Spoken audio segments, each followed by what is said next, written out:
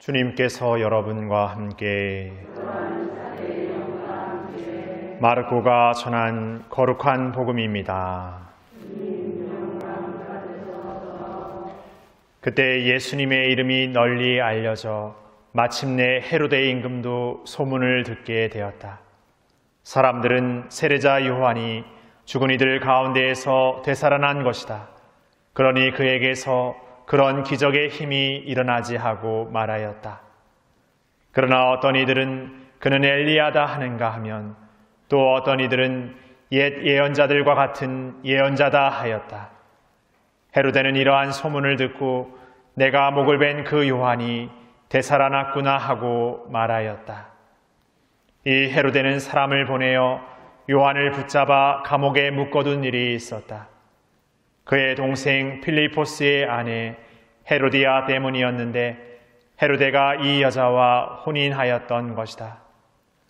그래서 요한은 헤로데에게 동생의 아내를 차지하는 것은 옳지 않습니다 하고 여러 차례 말하였다. 헤로디아는 요한에게 앙심을 품고 그를 죽이려고 하였으나 뜻을 이루지 못하였다. 헤로데가 요한을 의롭고 거룩한 사람으로 알고 그를 두려워하며 보호해 주었을 뿐만 아니라 그의 말을 들을 때 몹시 당황해 하면서도 기꺼이 듣곤 하였기 때문이다. 그런데 좋은 기회가 왔다. 헤로데가 자기 생일에 고관들과 무관들과 갈릴레아의 유지들을 청하여 잔치를 베풀었다. 그 자리에 헤로디아의 딸이 들어가 춤을 추어 헤로데와 그의 손님들을 즐겁게 하였다. 그래서 임금은 그 소녀에게 무엇이든 원하는 것을 나에게 청하여라.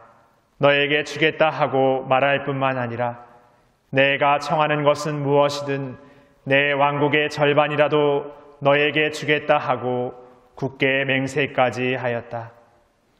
소녀가 나가서 자기 어머니에게 무엇을 청할까요 하자 그 여자는 세례자 요한의 머리를 요구하여라 하고 일렀다.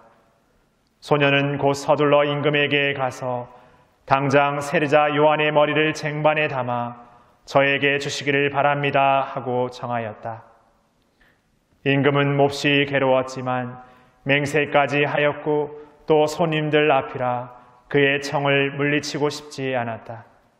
그래서 임금은 곧 경비병을 보내며 요한의 머리를 가져오라고 명령하였다. 경비병이 물러가 감옥에서 요한의 목을 베어 머리를 쟁반에 담아다가 소녀에게 주자 소녀는 그것을 자기 어머니에게 주었다.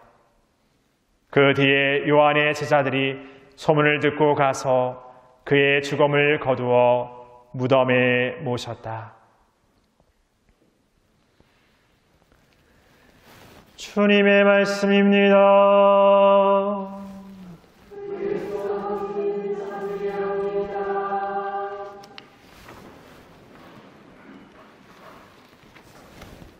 참 예수님, 오늘 하루도 잘 보내셨습니까? 그렇게 매일매일 잘 보내는 비결이 뭔지 저에게 솔직히 이렇게 알려주시면 감사하겠다는 생각이 듭니다.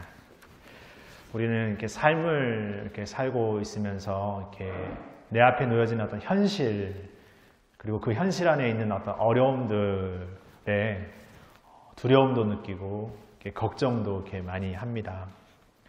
그러니까 그 현실에 주어진 그 환경과 조건이라는 것을 갖고 부정적인 생각을 많이 들곤 하는 것이죠. 그런데 저는 그 현실적인 부정이라는 의미보다 그 안에 담겨진 그 의미의 긍정성에 더 집중하고 싶습니다. 다 또 다른 얘기가 될 수도 있고 그냥 그에 비슷한 얘기가 될 수 있지만 우리 화순 성당이 있지 않니 화순은 제주도에서도 변방, 외진 곳입니다. 그런데 변방이라고 하는 곳이 어떤 곳일까? 단지 뭔가 중심으로부터 소외되고 멀어졌다는 어떤 물리적 공간만을 의미하는 것일까? 좀 더 따지고 보면 이 변방은 우리 인간에게 있어서는 더욱 자연과 가까이 마주할 수 있고 진정 우리 자신의 존재를 깊이 통찰할 수 있는 자리가 된다고 생각이 듭니다. 다시 말해 자연의 생명과 그 숨소리를 더 가까이 느끼는 곳, 다시 말해 그 자연의 위대함과 놀라움에 경탄하는 곳, 그래서 오히려 더 그 자연 앞에서 우리 자신의 미소함, 그래서 겸손함을 느끼는 자리가 변방이 아닌가 생각합니다. 그러게 변방은 우리 인간적 존재가 더욱더 우리 자신의 가치와 의미를 명확히 알게 되는 그 참된 알매 자리일 수 있고, 그 놀라운 자연의 섭리를 배우고 깨우는 배움의 자리가 됩니다. 그래야 우리는 우리 자신만이 아니라 우리가 세상과 함께 살아가는 함께가 살아가는 세상을 배우고 살아가는 것이 이 변방이 아닌가 생각합니다.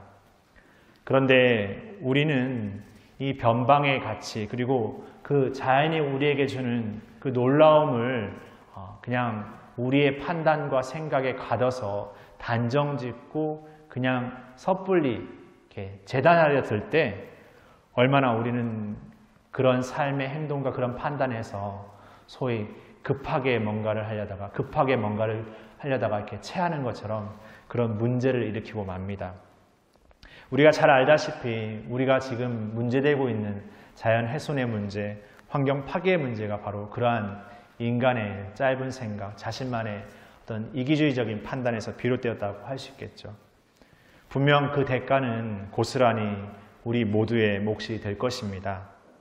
이렇게 자신의 삶의 의미를 깨우지 못하고 조급한 자신의 이익과 그 논리를 앞서 정당화하고 합리화하려는 데는 더욱 우리 인간의 그 어둠의 손길이 더 작용하여 있기 마련인 것 같습니다. 그 어둠은 우리 앞에 보여야 될 것들을 가려버리고 막아서 버리게 만들어버리지요. 그러게 어떻게 보면은 세상, 인간에 대한 두려움을 더 갖고 있는 이들에게는 그런 진정한 세상인 자연이 주는 가치는 더더욱 보여지지 않는 것 같습니다. 오늘 대표적 인물 헤로데는 우리에게 그런 모습을 더욱더 잘 알려주고 있는 것 같습니다.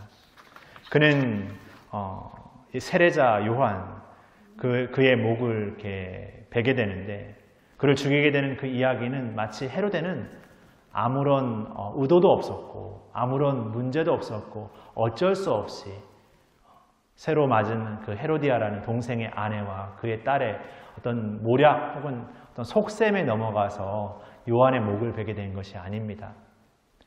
헤로데는 두려워했습니다.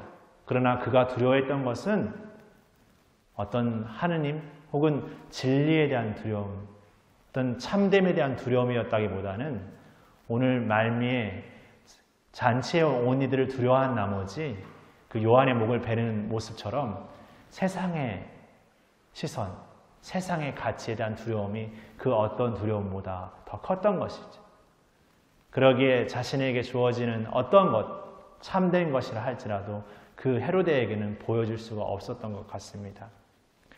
이렇게 헤로데에게는 자신의 가치, 자신만이 누리고자 하는 어떤 그 이익의 논리가 모든 것을 차지하면서 인간의 목숨, 사람의 목숨조차도 중하게 여기지 못하고 그냥 쉽게 목을 베어버리는 그런 살인을 저지르고 맙니다. 이러한 헤로데의 모습은 오늘날 우리 자신에게도 일어나는 모습이라고 저는 감히 말하고 싶습니다. 다른 사람들의 고통, 다른 사람들의 아픔에 둔감해지고 자신의 이익과 손해에만 엄청 예민한 모습을 가진 우리들, 바로 그러한 모습이야말로 오늘 헤로데가 보여주는 모습처럼 세상의 가치, 세상의 시선에 매여서 우리가 저지르고 우리가 버리고 있는 어떤 우리의 그 부정적이고도 나약한 모습을 제대로 알아보지 못하게 되는 것이죠. 오늘 우리가 기념하는 성녀 아가타, 그는 동정과 순교로서 하느님의 뜻을 증거하고 살았습니다. 순교자들에게 그 삶이라는 것은, 그 눈앞에 놓이는 어떤 고통의 현실이라는 것은 엄청난 어려움이고 고통이고 시련입니다. 그러나 그들은 하느님 안에서 분명 영원한 안식과 평화, 기쁨을 누리게 될 그들입니다. 오늘 독서의 표현처럼 어제도 오늘도 또 영원히 같으신 주님을 믿고 따르는 그들은 진정으로 기쁨과 영광의 월계관을 차지할 것입니다. 그러나 세상의 시선, 세상의 판단에 두려움에 떨고 있는 헤로데를 비롯한 우리의 나약한 마음은 어제도 오늘도 영원히 두려움을 떨치지 못하는 삶을 연속해서 살아가고 말 것입니다. 사그라들고 변질되어 버리는 세상의 것들, 이 세상에 지고 갈 수 없는 것들에 대한 과욕과 탐욕을 오늘 하나님 앞에 오롯하게 내려놓고 진정 우리와 우리 모두를 위한 참된 것들을 구하고 찾고 희망하는 우리가 될 수 있기를 겸손한 마음으로 하나님 앞에 새롭게 청했으면 좋겠습니다. 오늘도 성시간을 보내면서 더욱 주님 앞에 우리 자신의 부족했던 지난 시간을 돌아보면서 다시금 새로운 은총의 삶을 진정으로 깊은 마음으로 청했으면 좋겠습니다. 잠시 묵상하시겠습니다.